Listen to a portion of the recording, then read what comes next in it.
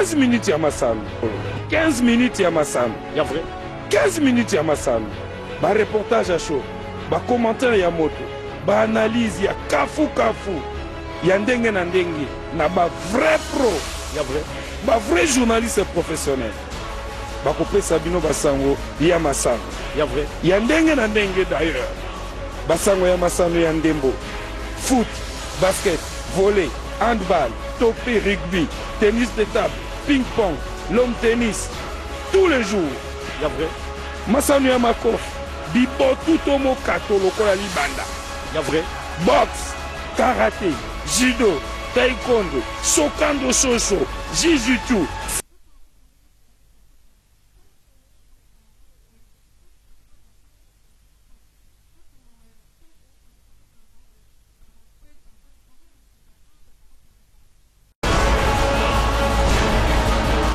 Minutes ya masano ya vrai jamais ezala jamais salama na TV moko awa na leo.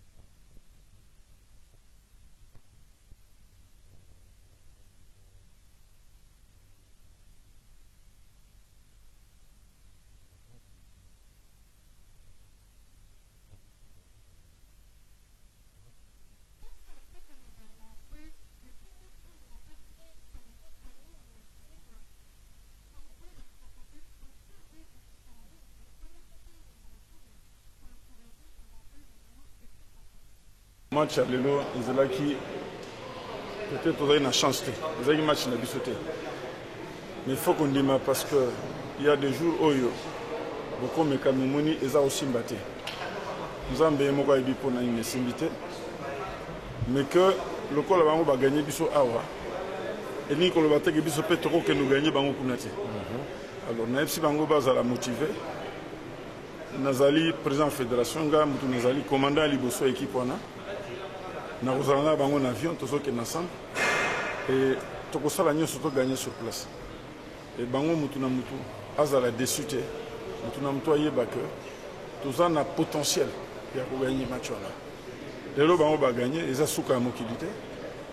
Baza premier maintenant on a 7 points biso 4 points. En exéco na Congo Brazzaville. Mais nazana foi, nazana elikia qui n'a potentiel pour gagner match à retour. Il y a un FC bango que ngana okenda bango moko na catch avion ti tozo ndo gagner match wana. Ba mi décourager te ezana mikolo yo esimba kati ezana mikolo mso simba.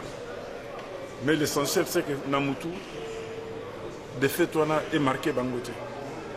To milengela dimanche na pourquoi tokekuna mardi nzamba kosalisa na FC bango que quelle que soit la situation tu auras raté qualification tous en Cameroun parce que l'équipe est là, il y a un potentiel, c'est des petits réglages qu'il faudra faire tout ça là. Si tu réussis le réglage je pense que ça serait bien.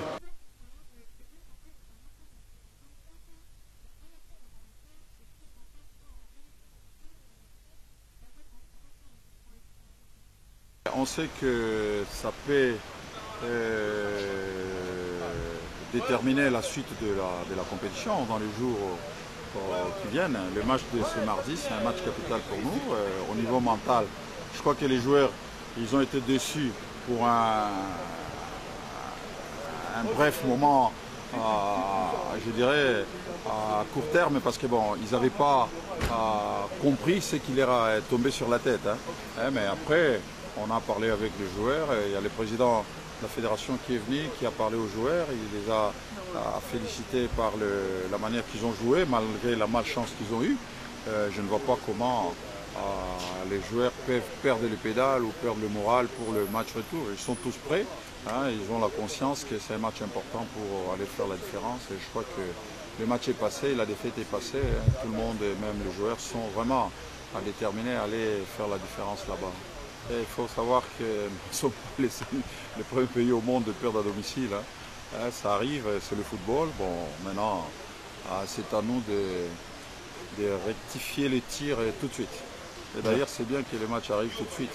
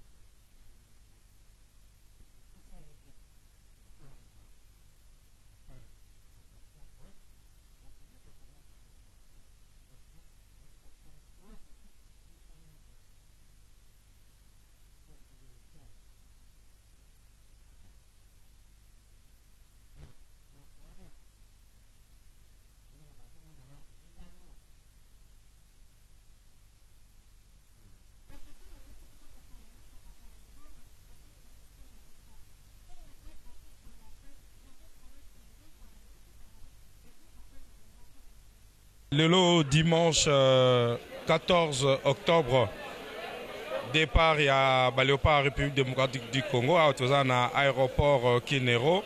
Et wana na kombo ya président ya FECOFA na balandinae nyonso na kombo ya staff technique nyonso oyes kambemi na coach Florent Ibenge. En tout cas, en tant que team média officer, il faut que l'ambiance ndenge bazo yamba équipe nationale, équipe oyezali porter à cœur na population mobimba pour naninité kosenga pardon na ndenge to décevoir bango. To décevoir bango ndenge to polaki et nazo rassurer que ba joueur ondenge bazo kende ndenge ba to ba sololi et banda président ya fédération Constant Omari na ba joueur ba moko baza conscient que il faut ba ramener meilleur résultat possible na rare et je pense que ba ko décevoir te ba ko meka ba sala le meilleur d'eux-mêmes et simba ki nangote eza makambo balé et ko simba kaka bongo ba kei avec mental en tout cas promesse ezali ke basa la résultat moko ya kitoko penza lokola bakei kuna na Harare.